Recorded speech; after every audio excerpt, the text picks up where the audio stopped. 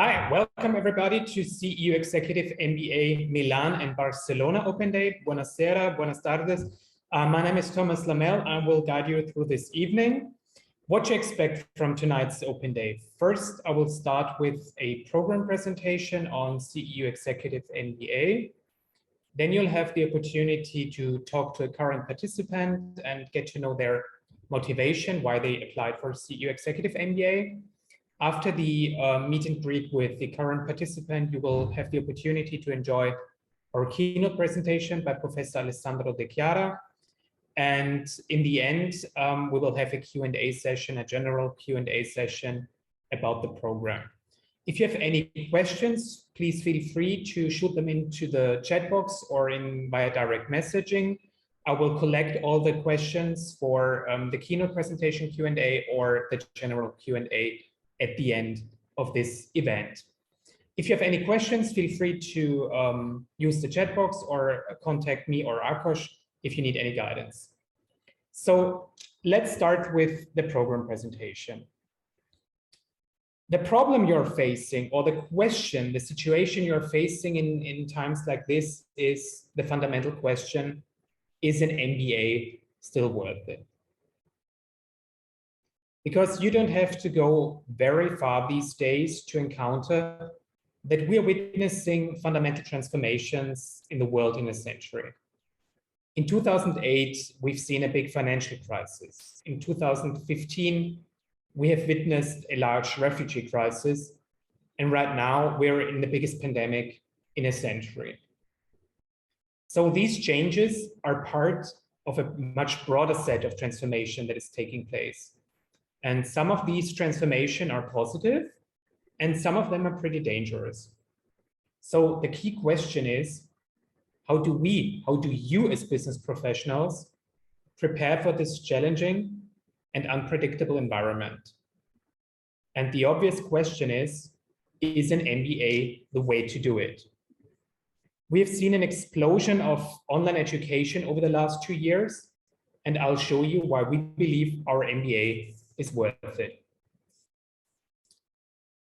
So if you're interested in further education, you usually start reaching for the stars, looking at the best business schools in the world, which are mostly located in the United Kingdom or in the United States.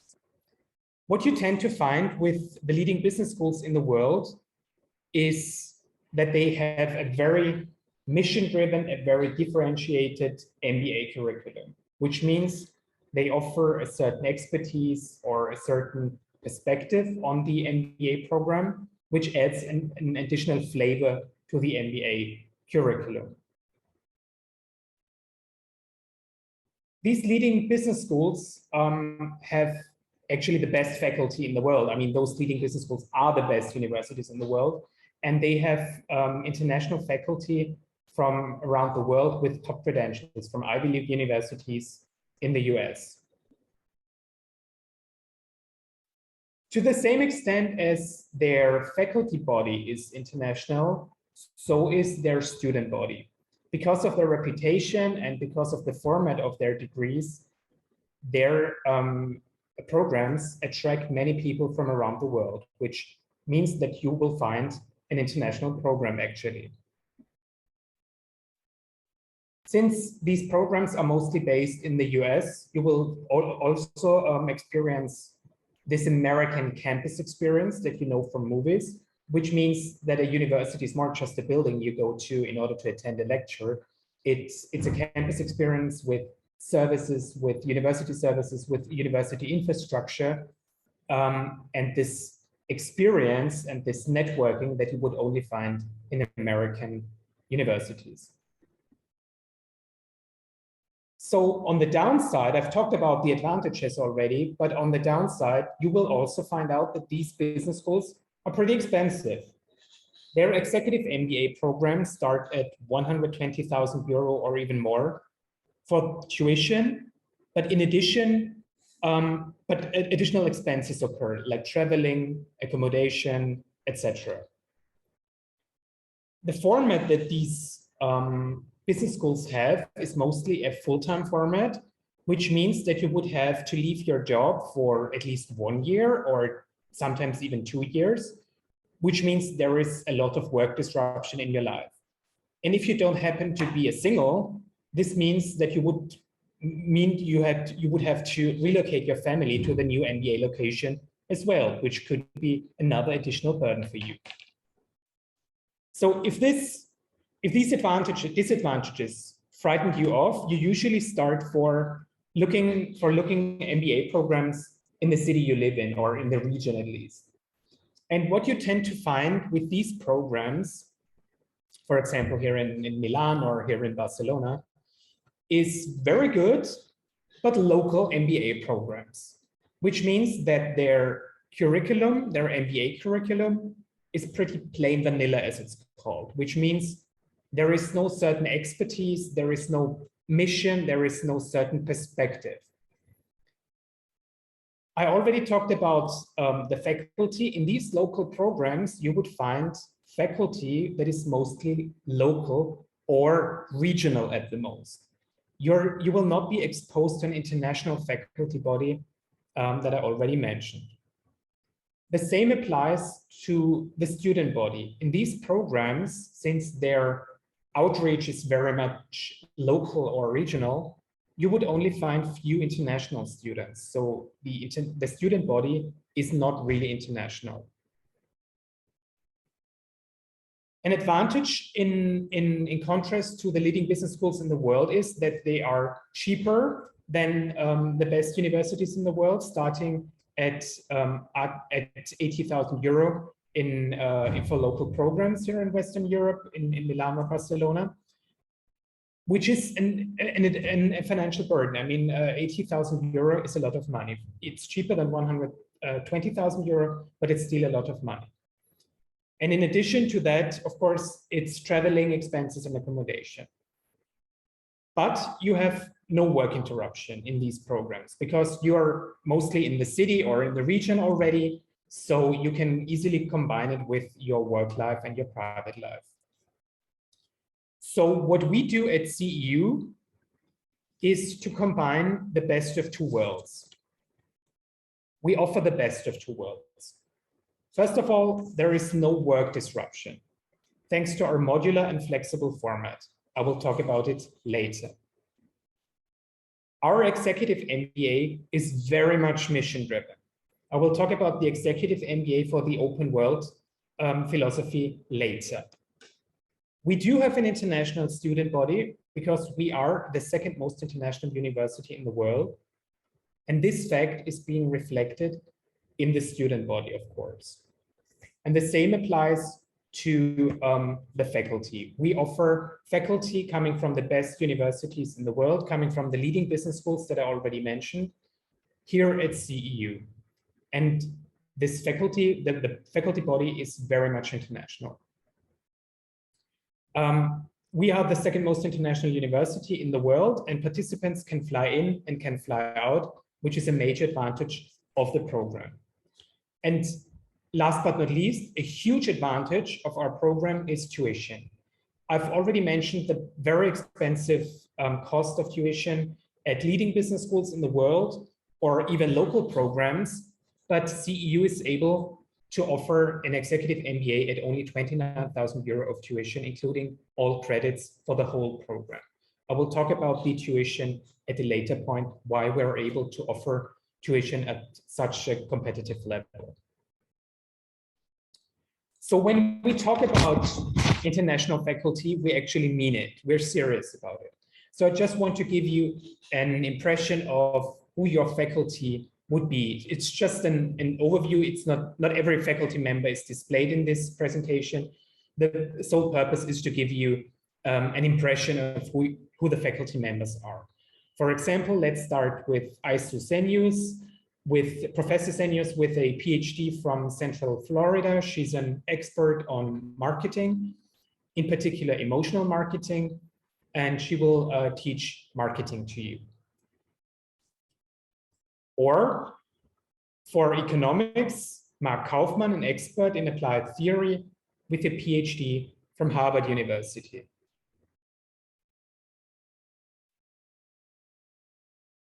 The course on big data and artificial intelligence will be taught by Miklos Koran, one of the leading scholars in this field in Europe with a Harvard PhD. If you're to finance, Joy is a uniquely gifted educator. Generation after generation of our students just tell us how she's just unique in explaining very complex financial concepts to you and giving you an understanding and linguistics to talk about finances with your stakeholders. For leadership, we have Austin, our world-class psychologist with executive education experience on 4 continents. He will lead the way.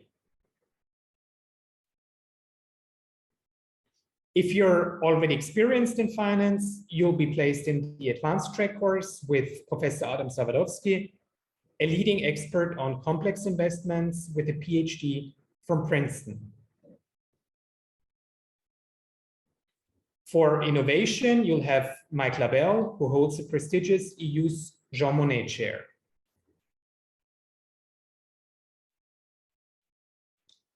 Sophia Barani with a PhD from London School of Economics. She's an expert on the future of work, which includes topics like automation, artificial intelligence, or robotics. Professor Maciej Kiszlowski with a JSD degree from Yale, an MBA from INSEAD, and an MPA from Princeton. He's the faculty director of the Executive MBA and an expert on regulatory issues and non-market strategy. And last but not least, for strategy, you'll have Yusuf Akbar, who has taught in more than 40 countries and advises leading Fortune 500 companies. This was an impression of our residing faculty, but we also invite visiting faculty to teach your modules. For example, Christian Zelos from Stanford University, an expert on innovation. Or Professor Miklos Savary, an expert on digital marketing from Columbia University. Another good example of our academic expertise is Professor Omar Hernandez, an expert on operations management from Berkeley Hess Business School. An expert in her field is Professor Hui Chen from the University of Zurich and Professor Paula Caproni from the University of Michigan. Just to give you an example, just to give you a short impression of the visiting faculty that is going to teach your classes. So speaking of your classes, here's what the program looks like. As you can see, it's a 10-module program. The dates you see on the screen are not going to change. So you can basically plan your studying around professional and family activities based on these dates. As you can see, we have 3 modules in the first year, which is the top row. 4 modules in the second year, which is the center row, and 3 modules in the third year, which is the bottom row, which gives you flexibility and balance in your life. Just have a look at the dates. You might have found out that we are piggybacking around popular European holidays like May 1st or November 1st or August 15th, when it's easier for you to take time off your job and actually attend our modules over a long weekend or over 2 long weekends. In the summers, which is the center column, our bespoke and cutting-edge leadership program takes place in Budapest, and you'll have the opportunity to benefit from electives from the faculty that I already showed you, from the faculty in the world we invite to teach your classes. So eventually there will come the day when you finish with us and you will join the CEU alumni from around the world. As I already said, CEU is the 2nd most international university in the world. And this internationality is being reflected in the alumni body, of course. You can rely on an active elite network of more than 18,000 professionals around the world on every continent. Basically, we have city-level chapters, we have country-level chapters. Wherever you are in the world, wherever you might go in the world in the future, you will find CEU alumni to interact with, to mingle with, and to network with. And the network is a network that you can count on, and one of the key assets that we have. The whole alumni network that we have follows a very American-driven approach, which means they are easily approachable. They can easily be reached on social media, or we do have alumni groups on LinkedIn and Facebook, but also we offer structured alumni reach out. So if you're looking for a person you might not know yet, but you're looking for a specific person in a specific country, in a specific industry, in a specific city, or in a specific position, you can just reach out to us and the alumni relations department, and they would be happy to establish contact for you. As I said, it's a network that you can count on. So the question is, how are we even able to offer such a high quality program comparable to the leading business schools in the world at only 29,000 euros of tuition? And the answer is pretty simple and lies in our founder and benefactor, George Soros, who created CEU with the mission to promote open society. Just recently, George Soros made a further contribution to CEU's mission by offering another billion with a B, an endowment to create the Open Society University Network, which means we are the best endowed university in Europe. So at the beginning, I mentioned the Executive MBA for the open world, and that I would talk about it at a later stage in the presentation. So what does the Executive MBA for the open world mean? What makes CEU unique compared to other programs? First of all, when we talk about open world, we mean skepticism towards dogmas, towards hierarchies, and privileges, both in context of how we teach, but also in composition of the cohort. Diversity is key to creating a successful program like this. And for us, diversity is not just an empty marketing catchphrase. Diversity is key. It's part of our DNA, and it's part of our success and part of your learning experience. Secondly, we believe in debate and radical rational thinking. Every idea can be challenged. We believe in facts and arguments rather than narratives and fake news, because it's narratives and fake news that create the polarization in our societies that we see these days.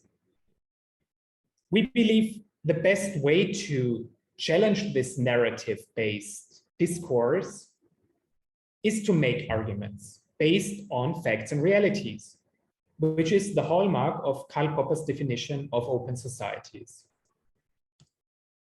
We are fundamentally opposed to all kinds of discrimination, and we actively promote diversity within our program. The way we finance the scholarship means we create opportunities for people who traditionally have not been able to actually join our program or MBA programs at all. And we see managers not just as people who deal with businesses and resources, but we also believe that managers go beyond that. They are positive change agents. And just to be clear, by managers, we mean professionals from all diverse professional backgrounds. So it does not make a difference if you're working for a traditional corporate, or if you're an entrepreneur, if you're working in the public sector, in an NGO, or in the civil rights movement. You can be a positive change agent, strengthening open societies. So what does the typical CEU Executive MBA classroom look like? Currently, we have 65 managers with an average of 14 years of work experience, including a minimum of 3 years of leadership / managerial experience. As you can see from the background image, we use state-of-the-art classroom technology and setups in order to facilitate discussion and interaction in class. As far as the teaching is concerned, we make use of case-based learning rather than traditional lectures that you would find in local MBA programs. Because we want to take you, experts in your specific field, from this level of functional expertise to the strategic level. Of course, we also offer a hybrid format. All the modules can be attended online or on site. It's up to you to flexibly decide which modules you want to attend on site or online. You have full flexibility and you have the choice to opt in for online education. However, we encourage everybody to attend our modules on site because it's just the better learning experience. Education is more than just watching videos on YouTube or watching lectures on Zoom and just sit passively at home and listen to them. It's also about the interaction with your lecturer. It's a back and forth. And it's also interaction among your fellows, because teaching is not just a one-way street from the lecturer to the student. It's also an interaction among the students. We have invested in studio-grade microphones capturing the lecturer and all participants in class, because with online education, it can be sometimes difficult to follow single debate entries. So we have invested heavily in the best microphones and the best audiovisual setups for you to capture all these debate entries. We've invested in large screens and high quality cameras, so it's not just an audio experience, it will also be a video experience for you. We have created physical virtual breakout rooms for support teams. And personal virtual backgrounds. You can actually see those personalized virtual backgrounds in the picture on the left. You might have noticed that there is a color code to that, which means the colors of those people indicate the support teams they're in. So it's easy for you, if you're following those online conversations, to allocate who said what and what team did what. And I've already mentioned the support teams. The support teams are an essential part of your group presentations and your group work. But we proactively engage you and expose you with diversity in those support teams, which means you will be placed in the support teams with people very diverse to you. So you will not be placed in a group of people coming from the same city, the same country, the same linguistic background, or the same profession. You will be placed in a support team with people coming from different industries, from different countries, with different linguistic backgrounds. Because this is where diversity, the purpose of diversity, really kicks in. When you're exposed to different learning techniques, to different solution-making techniques, and to different debate techniques. Needless to say, we offer high-quality individual support on every level that you're with us. From the level of inquiring about the program, or to applying for the programs, to actually enrolling to the program, to being in the program, becoming an alumni, or being an alumni, you will receive individual high-quality support. We are here for you on every stage of your journey with us. So as I already said, tuition is only 29,000 euro because of the financial endowment that we have. But our academic quality is at eye level with the best leading business schools in the world. The tuition is for the whole program and includes all the credits. And in addition, of course, as I already said, you can join in online if traveling is inconvenient, or if you have underlying health conditions, or if traveling is just not possible. I mean, we've seen it all over the last 2 years. You have the flexibility to join online if you want to. In order to defray your other costs, we have special rates at partner hotels in Budapest and Vienna. We have negotiated discount rates with hotels here in Vienna and Budapest, ranging from the budget level to the luxury level. Also, we have negotiated discount rates for flights with Lufthansa Group and Austrian Airlines. So it's another opportunity for you to save some money and to actually join the modules on site.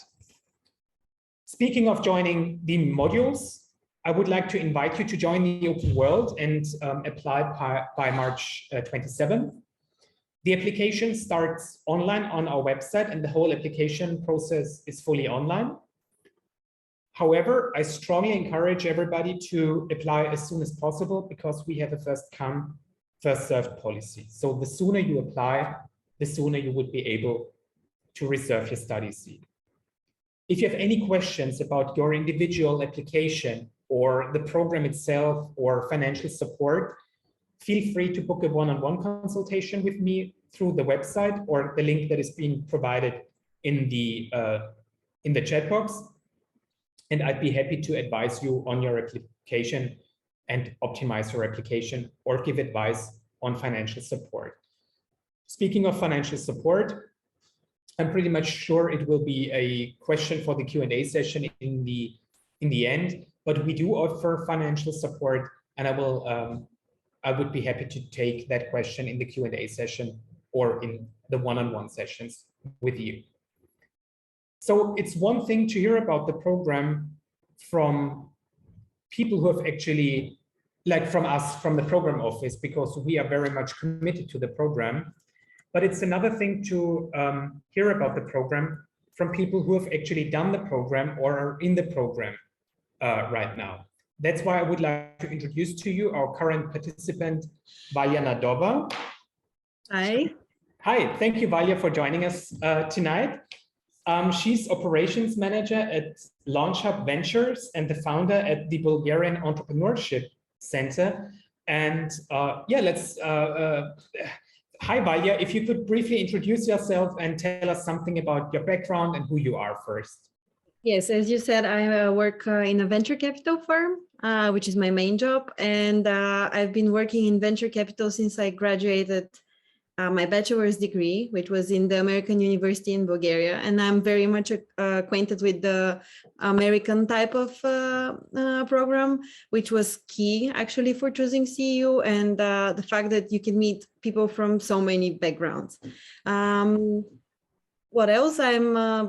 I graduated back in 2013, and as I said, I've been working ever since. And the biggest part of why I enjoy my job and being part of a startup and entrepreneurial community is that you can actually help people and kind of build this community and enlarge it and give opportunities to young people to start their own business.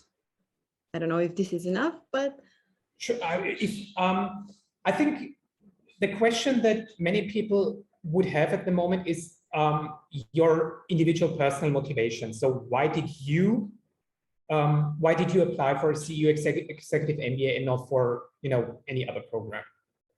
Funnily enough, I didn't think I would be in an MBA program currently, but one of the visiting professors at CEU is an acquaintance of mine, a friend, I can say. She taught me in my bachelor's, Milena Nikova, and she recommended the program last year. And I was familiar with the university because I have a friend who graduated a master's degree at CEU a few years back. So that was kind of enough of a selling point for me.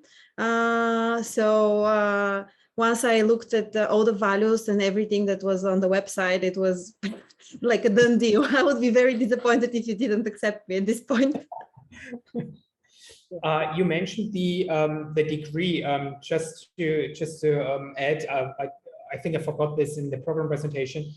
Upon graduation with CEU Executive MBA, you will receive an MBA degree that is valid in the US and the EU. It's a double degree, and I think this is very attractive to people acting on the international level. So you're not limited to EU accreditation. You're not limited to only US accreditation. You will receive a double degree from the US and the EU and don't have to explain it to people in the EU or the US why you have only one degree and if it's still valid. Yeah, that is very handy that you have 2 different degrees. I mean, 1 degree, but applicable for both legislations. Yeah. Since you've done a couple of modules already, can you tell us something about your support group or your class? Like, who are those people? I mean, just in a general, you know, overview of where they're coming from, who they are. I'm just coming from a call with my support group, actually. We have those every week, and it's super nice because you kind of like see that the others are also going through the same thing you're going through. My support group has everyone is from different country. So it's me, Bulgarian, Moldovan, German, French lady living in Brussels, and a Canadian guy. And it's everyone comes from a totally different background, from an NGO, me in the venture capital, ESG project manager, and so on. So we all can kind of complement each other. And when it comes to projects, we manage to pull through because one person is stronger in one thing, and then the other one is strong in another thing. And it's not only in my in my team, it's in the whole program. I think we're from 40 different countries or something like that. Maybe you can correct me if I'm wrong. And we're 70 people, so it's super diverse. And for me, that is the other big reason that I joined, that I can meet all those people actually on campus and not only on the small screen that we are currently at. So that's the other thing. We don't, just to give you a detail, we don't have a dominating nationality in class. So you will not, if you're coming from a smaller country or from far away, you will not be in a class of, let's say, 95% locals, and you're just being the international token. No, that's not gonna be like that. You are in a cohort, in a class where everybody is international, because there is no like dominating nationality. And we have people flying in from as far away as Vancouver, Canada, Vladivostok, Russia. We have 2 Australians in the program. We have 1 person from South Africa in the current cohort, and the majority, of course, from Europe and the Middle East, because of the proximity of the program. But we have people flying in from 5 continents, as you already said. That's true. And you mentioned correctly that those people don't have just different nationalities. They have very different professional backgrounds. So we have people coming from the traditional corporate world with business degrees, or or we have engineers in the program. We have medical doctors in the program. We have political scientists. We have even artists in the program. And so diversity is not just a token for us; it's part of our DNA as far as the participants are concerned. Valia, is there anything else you would like to mention? Or I mean, for me, it was something that I didn't know I needed, but it's very much needed. So I would say just apply. That's exactly. It will help you move from the level of functional expertise, which everybody is in the program, to the strategic level to become a leader, or a better leader if you're already a leader. So leadership is the common thread of this executive MBA as far as academics is concerned. Valia, thank you so much. I know you're busy. I don't want to take much more of your time. Thank you so much for joining us tonight. Me, and it was a pleasure. Thank you so much. I would like to move on to the next part of the Open Day, which is the academic exchange, which is the keynote presentation by Professor Alessandro de Chiara. Just to give you an introduction of who Alessandro is, he's got a bachelor and master's degree in economics from Roma Tre Università. He's got a PhD degree in economics from Université Libre de Bruxelles. He's a visiting professor at CEU, and just recently left for Barcelona to teach at the Universitat de Barcelona. And he will talk about copyright enforcement in online platforms. Thank you so much, Alessandro, for joining us tonight. The floor is yours. Thank you for having me. Can you hear me well? Perfect. Okay, so that's great. So As Thomas said, I used to be at CEU, and I'm very fond of my years there. I'm still a visiting professor, and I'm honored to be part of this executive MBA at CEU. So the aim of this presentation is to give you an idea of the research interests that some of the faculty members of this program pursue. Particularly, recently I've grown interested in digital economics, and especially for what concerns copyright matters.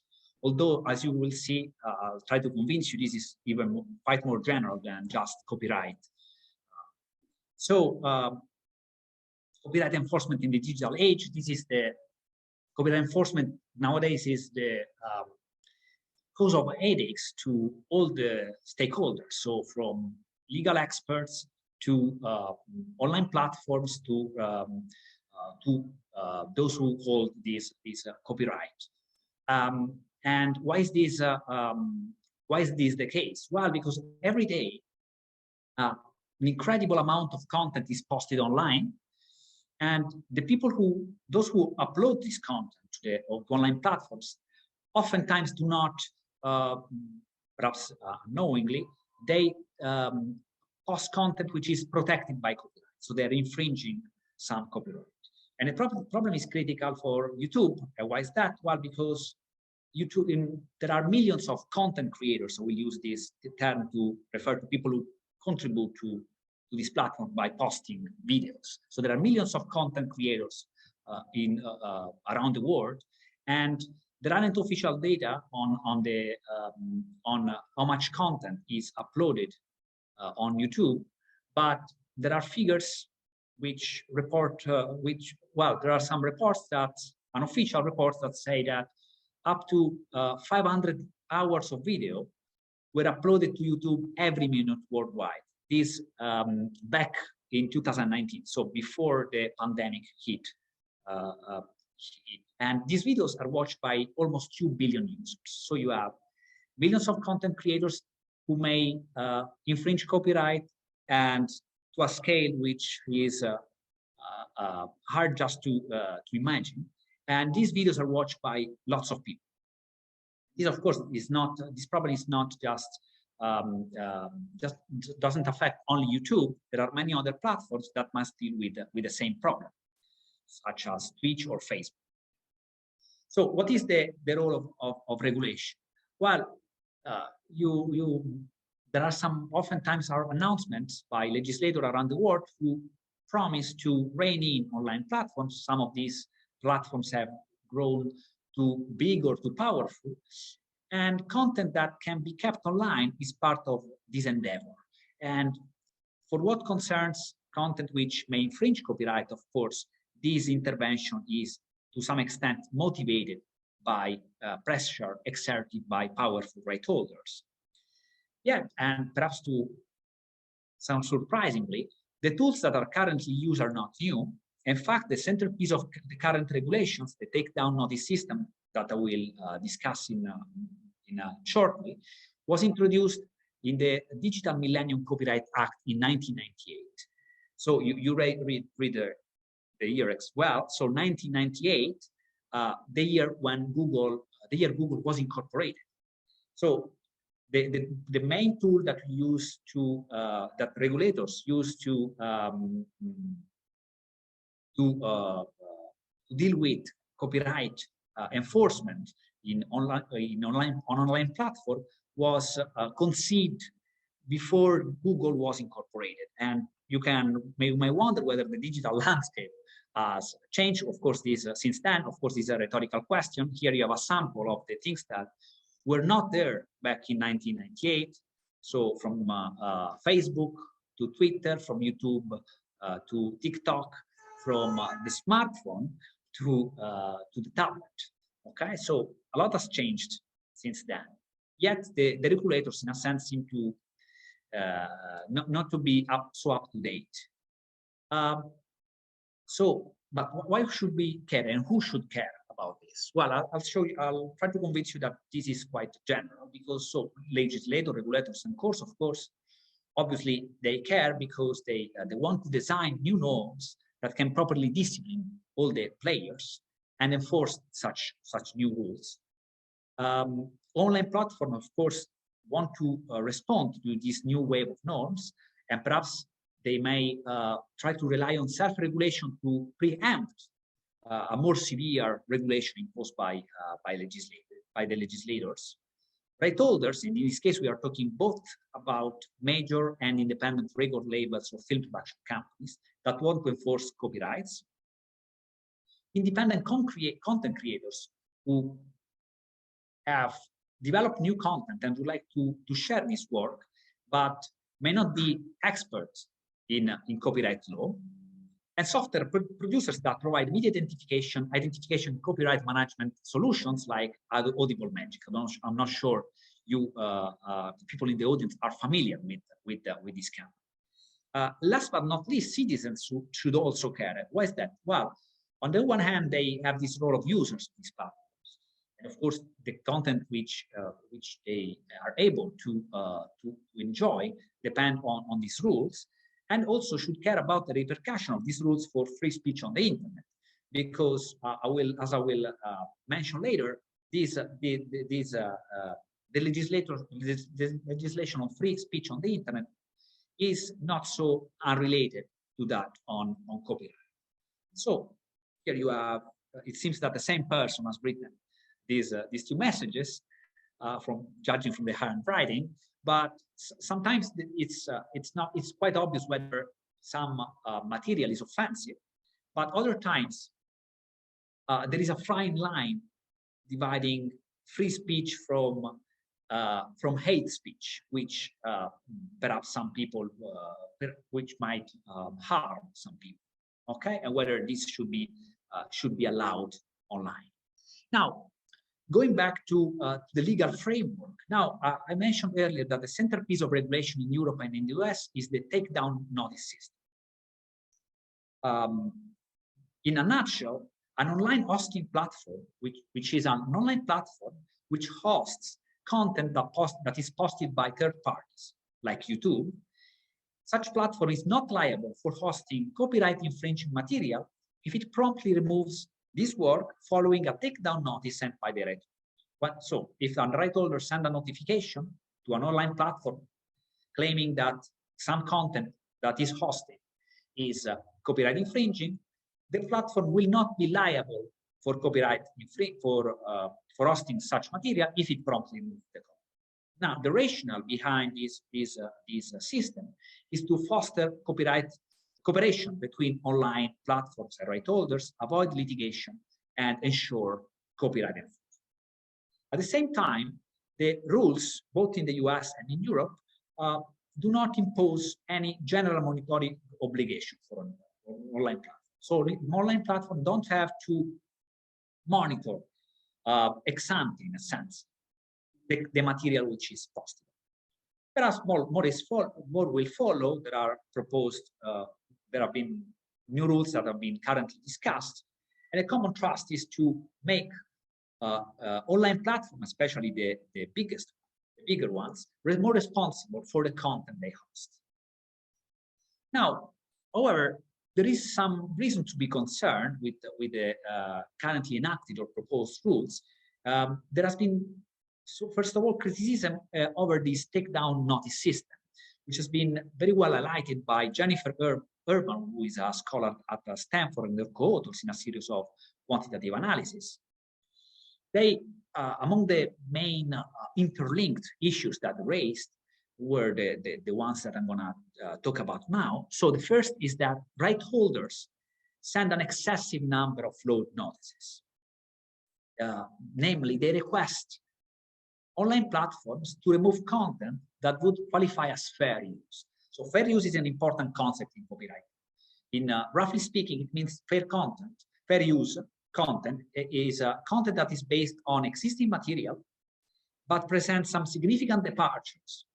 Think of parodies, satire, or music or film reviews. For instance, in a film review, the content creator or the reviewer can, in this case, can use a clip of the movie. Of course, if it shows the entire movie, that would be copyright infringement. But perhaps if it shows just some images, just to in the background, perhaps it's not that it's infringing. It's not probably infringing copyright, right? So sometimes, however, takedown notices are strategic. For instance, when it happens, when right holders request to remove some undesirable content, for instance, a bad review of a film or some music. Now, another issue is that online platforms bear non-negligible costs to assess the accuracy of these received notices. So they typically have to assign some human being to verify the accuracy of this claim. And lastly, online platforms lack incentives to challenge received notices. And the reason for this is that penalties are unbalanced. So just to give you an example, in the United States, if an online platform receives a takedown notice and decides to challenge such notice, and the right holder and the online platform go to court, if the court sides with the right holder, the online platform might have to pay up to $150,000 per infringed work. Whereas, if the court were to side with the online platform, the online platform could only recover proven damages, which may amount to nothing. And so, what happens is that platforms typically look for inaccuracy in the takedown notice request. So, for instance, if there is if it's invalid because it lacks the date, or only if they're black. For instance, they are misplaced, totally misplaced. Another reason to be concerned is that online platforms have adopted copyright filters. So probably the most popular example, most famous example is that of YouTube with Content ID. Another one is Audible Magic's automated content recognition software, which is provided to a number of platforms. Now, the issue here is that some content may be correctly excluded, exactly because it makes fair use of existing copyright protected material. Think of a cover of another song or a parody, where you use the same, perhaps the same note of a popular song. And the reason why this could be excluded is that these filtering algorithms lack context. They cannot understand whether this is satire or it is you are exactly reproducing a song which is protected by copyright.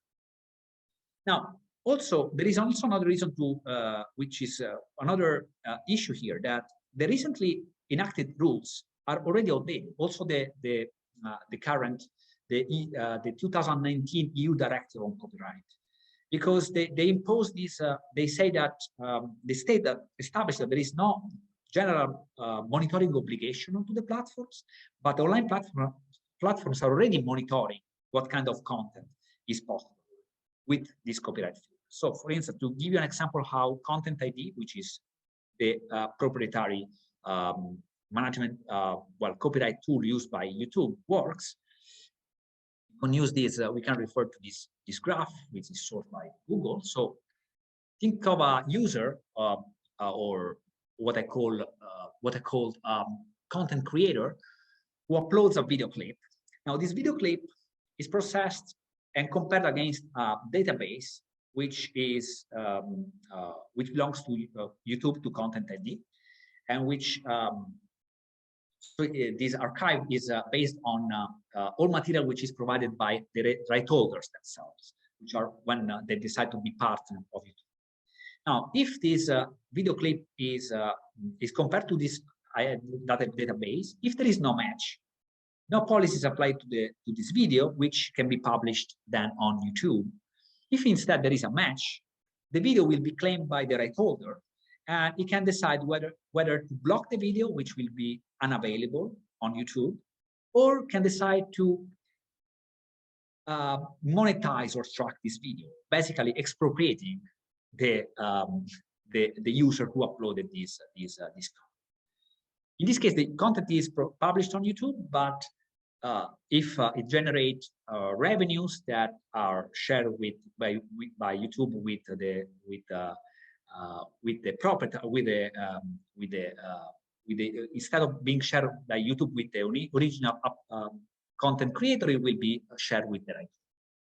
Also, when there is no match in the content ID database, the content will be published. But then again, may happen that and it often happens that the right holder claims this video and sends a takedown notice. So it warns YouTube that it's hosting a copyright infringement.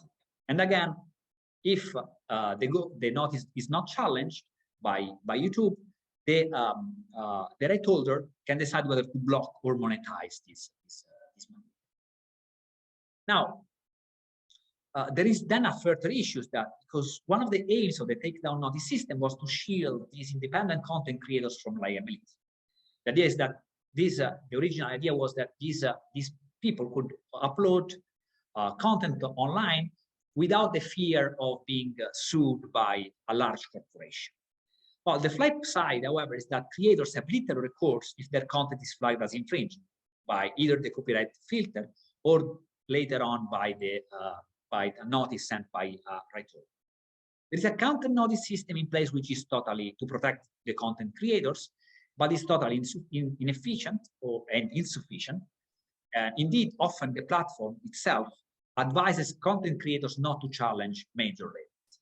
And the reason, I hope is explained in these images. So a content creator alone who should challenge, who perhaps has little knowledge of copyright law, should challenge a major like Sony or Universal that can afford to hire a very a legal expert in this business. So for this reason, it's the first to recommend these to these content creators not to try to sue or to challenge these measures is exactly the online platform.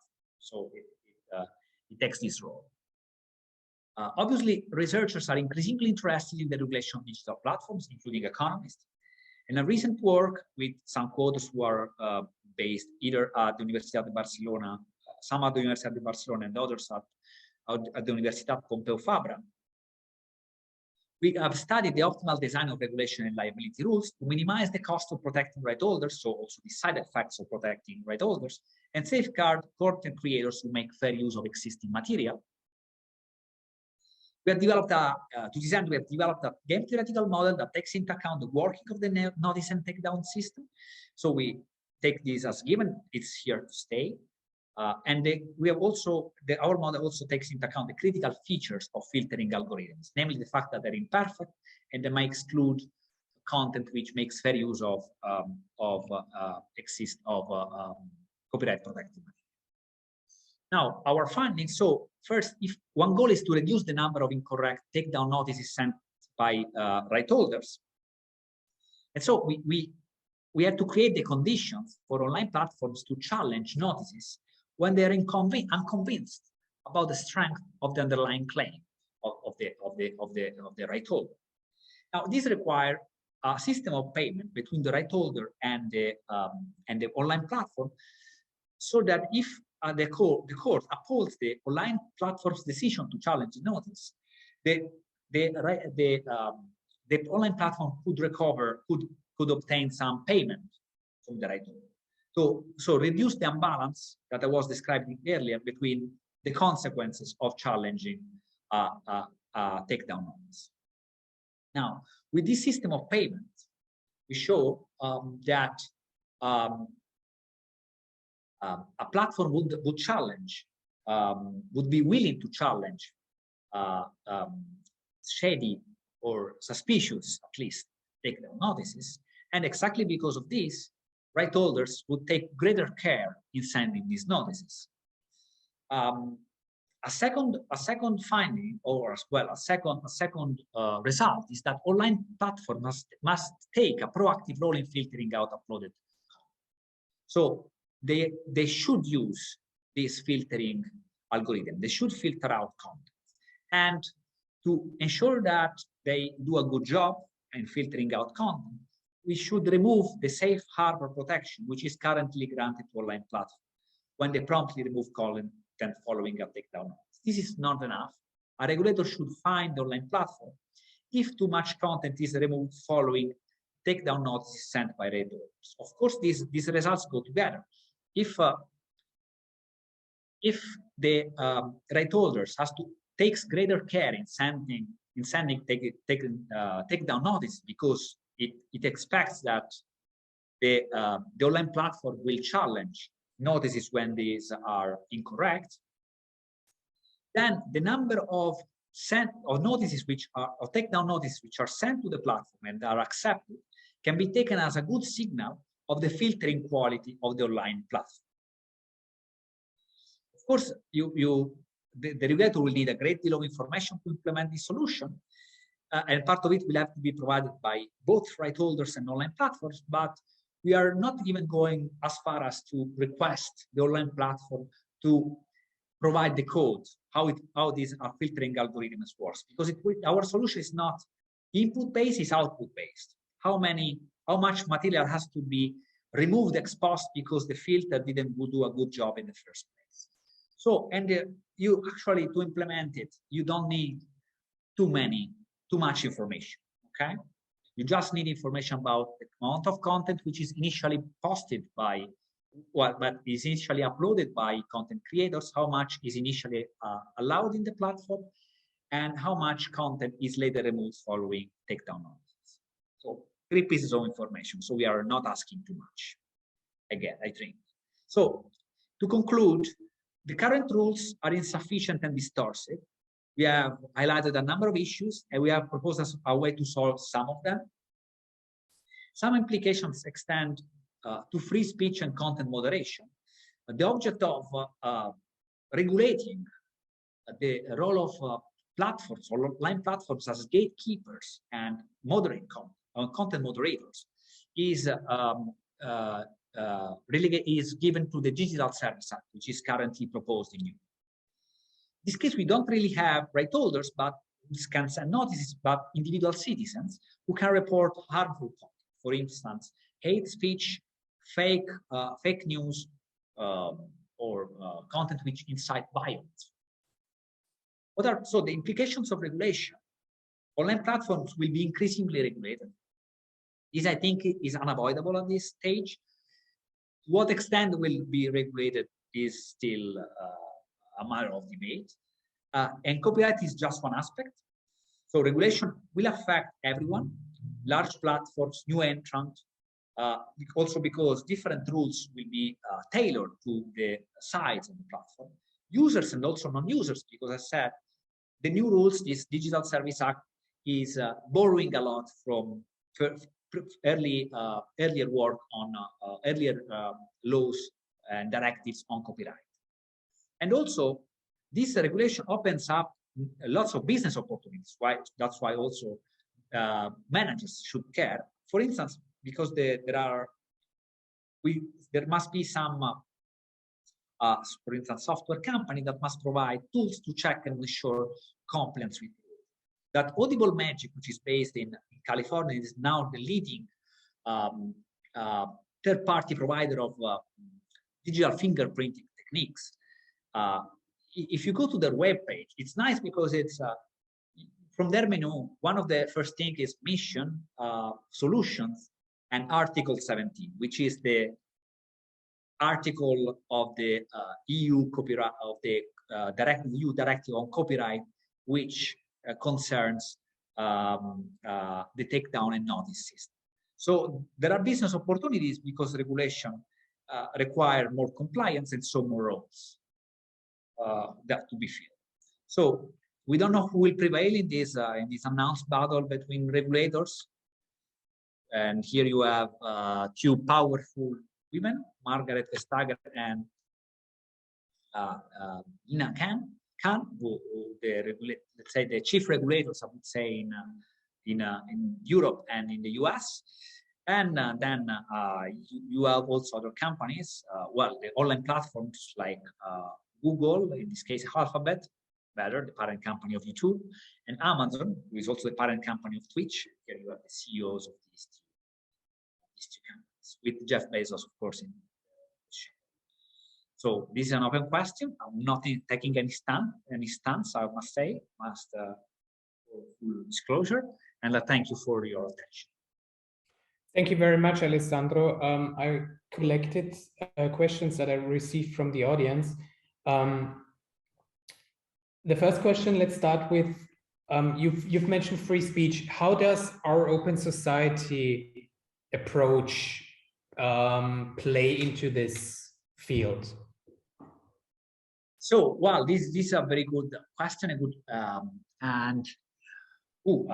I cannot speak for all of open societies, or not the spokesperson for this for open society, but I think that there is a lot of content which is posted online, perhaps more than on YouTube, or also on YouTube, but on social media, and it may be harmful for some groups, especially it may be discriminatory, and so I think that this intervention by regulators is long overdue. Yet I'm not sure that online platforms and so private businesses should be the gatekeepers deciding what should be posted and what should not. I'm not sure that the solution is better than perhaps may mend it, but on the one hand, this platform may be extra cautious, and so not allowing speech which is a defined line between harmful content and what might represent an opinion. And yeah, again, the idea that a social media platform should decide what should be posted and what should not scares me a bit, but this is just my opinion. So we should perhaps do, as citizens, do a better job at trying to convince people that what they say is harmful and shouldn't be said in the first place. That's very idealistic, but I mean, idealism plays into our, open society approach too, because I mean, our mission is to fight for open societies, which is an idealistic approach, which will never be accomplished, maybe, but of course, the work is the way to do it. What is your take on NFTs and copyright in that context? Ooh, that's a tough question. I'm not. So I think it's well. Many people see this NFT as a business opportunity. Can you please describe what NFTs are for the audience?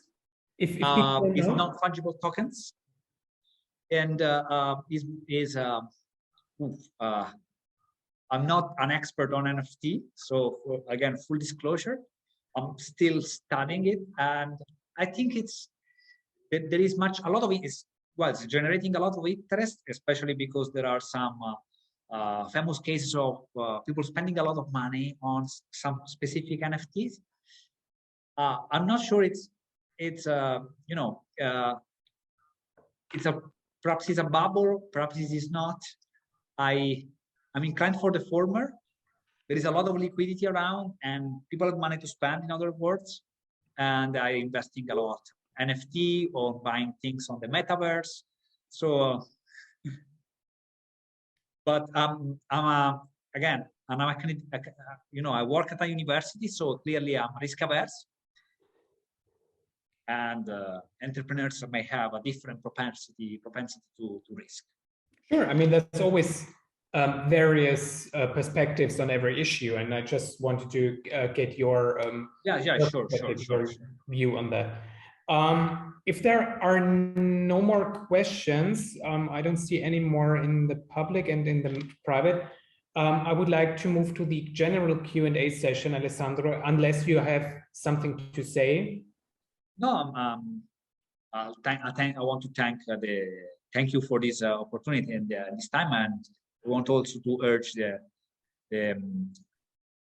participants to this session to apply to the CEU Executive MBA. It's great. It's really, as Thomas said, is really different also for the other more ordinary MBAs that you can find elsewhere. Right? It's not orthodox. Exactly. I mean, I wanted to point out that you're able to find MBA programs literally everywhere you go. Everybody offers them, but CEU Executive MBA is very special because we have a mission. We are the second most international university. There's no work disruption, etc., etc. I hope that came across. Thank you so much, Alessandro. I need to move to the Q&A session in view of the time. Thank you so much. If you attendees here on site in Milan or in Barcelona or online would like to get in touch with Alessandro, don't hesitate to reach out to him. I'm moving on to the Q&A session now. I've collected your questions on general issues, and I would like to start with the elephant in the room, which is the COVID situation. How are we dealing with COVID logistically and academically? So even in times of COVID, we are focusing on on-site education. Of course, with the highest safety precautions. For example, we started antigen testing in October 2020. Just remember, it's not that long ago, but in October 2020, antigen testing, PCR testing wasn't done on a broad scale. It wasn't like available everywhere, but we started testing our participants every second day during the module, not because we're afraid of a cluster, but we want to provide you the highest safety available that is out there. Of course, Corona made it or made the argument stronger for online education. So we created the hybrid format. So if you want to join online, it's up to you. You can choose at every module if you want to do it on-site or online. You have full flexibility, but that was another influence that COVID had on the program, of course. We still do testing in all the modules, and we were only forced to move one module fully online because of legal regulations in Vienna. But all the other modules took place on-site and online. So whatever your preference is, feel free to join online or on-site to be on the safe side. The second question is, are there any exams? Is there a thesis? So with regard to assessment, we follow a very American approach. So there will not just be one exam that will define your final grade of a module. There will be a basket of assignments. You will be graded based on your attendance, based on your class participation, based on group papers, based on group presentations, if applicable. And you will be based, and this is very special in our program, you will be assessed based on 360-degree peer evaluation, which means all of your fellows will assess you and your debate entries in class and vice versa. You will assess all your fellows. As I already said, education is more than just interaction between a lecturer and the participant. It's also interaction between the fellows. And this way, we ensure that quality entries will make it to the debate. So people will not just say anything or just say something in class in order to open the mouth. You will be based, your debate entries will be based on what you gotta say and on the 360-degree peer evaluation. We only have traditional exams in 2 of the 10 modules, the quantitative modules, but not during the module. So we're not flying you in order to have you sit in class, take an exam for 2, 3, or 6 hours. You will be in the module, you will be attending the module, but once the module is done, you will be flying home or driving home, and you will have a time frame of 10 to 14 days in order to do an open book exam at your convenience. You can do it during office hours, you can do it on the weekend, you can do it at night, it's up to you. Of course, once you have started the exam, you need to finish it. But the majority of the modules, 8 of these 10 modules, you will be assessed based with this American approach. So it's more interaction, more debate, attendance, little things, group papers, group presentations, which in the end will formulate your grade. As far as the thesis is concerned, we don't have a classical thesis. You will be working on a capstone project over 2 years, because you're executives, you're busy, you don't have much time on your hands. We don't expect you to do 10 modules and then go back to library, and do research and write 100 pages on a paper, which basically maybe nobody will ever read. You will be working on a capstone project which will deal with a current situation, a current problem of your specific work environment. So it's up to you to formulate a situation, a question, or a problem from your profession, from your job, and work on that problem with your professor over 2 years. What's the pedagogical approach here? We want to make it easier for you to apply the theory that you gain with Executive MBA and put it into practice. This is where the learning really kicks in, when you can apply the theory, which is part of the learning, of course, but apply to practice. Another question is the application requirement and the application process. Application requirements you can easily find on our website. Just to summarize them, we are looking for people with at least 8 years of work experience, of which 3 years of managerial or any kind of leadership experience. We can make exceptions with regard to 8 years of work experience, but of course it's up to you to make a case and to argue why you would be eligible for such an exception, because exceptions are an exception.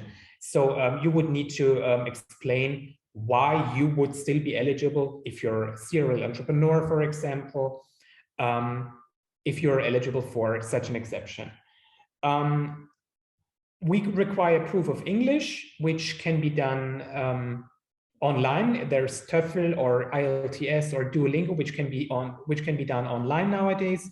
So that shouldn't be a problem. If you're a native speaker, or if your degree was fully taught in English, you're exempt from the proof of English, of course. Documents that we require from you is a CV, of course, and a motivation letter. The motivation letter, I think it's pretty clear. Tell us about your personality, about your strength, how you would benefit from the Executive MBA, but also tell us how other people, your fellows, would benefit from your participation in the Executive MBA. This is a very important point that many people forget about. Tell us not only why we are a benefit to you, tell us why you are a benefit to us and your fellows.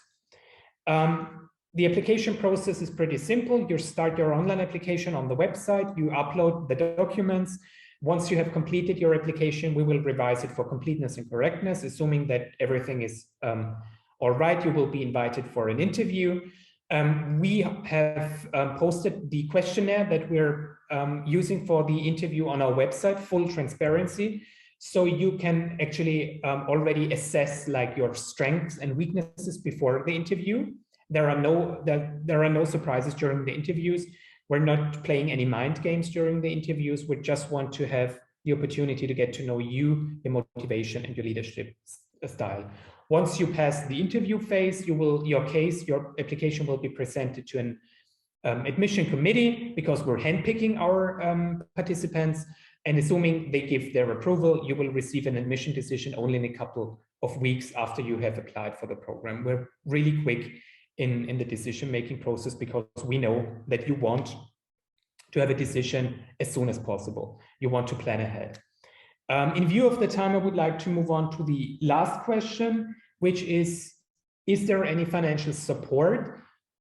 Yes, we offer a variety of scholarships and fellowships, because, as I said, we are fundamentally opposed to all kinds of discrimination, and we want to empower people who haven't been able to actually join programs like this, like ethnic minorities or underprivileged people, or people from minorities, LGBTIQ people, business women, people with a diverse background, etc., managers with a disability. We do offer a fellowship for managers in Spain. We offer a fellowship for managers, for professionals in Italy, but also on the international level.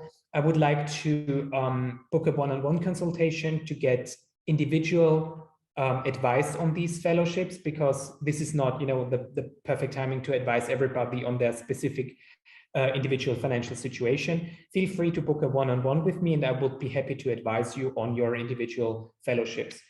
And another scholarship that we offer is a need-based scholarship, which only focuses on your income situation, because it makes, and the country of residence, because it makes a difference if you're a marketing manager in Western Europe or a marketing manager in Ukraine, for example. It's the same job, possibly, but of course there's a difference in your income situation. Once again, I would like to encourage you to book a one-on-one consultation with me via the website, where we can discuss your individual needs and your individual financial support opportunities. In view of the time, it's a perfect landing. It's 7:15 here in Milan, 7:15 in Barcelona. I would like to thank everybody for joining us tonight. Thank you so much, Alessandro. Grazie mille. Gracias for joining us tonight. Thank you, Valia, for sharing your insight tonight. And feel free to get in touch with me. Thank you, everybody. Bye-bye.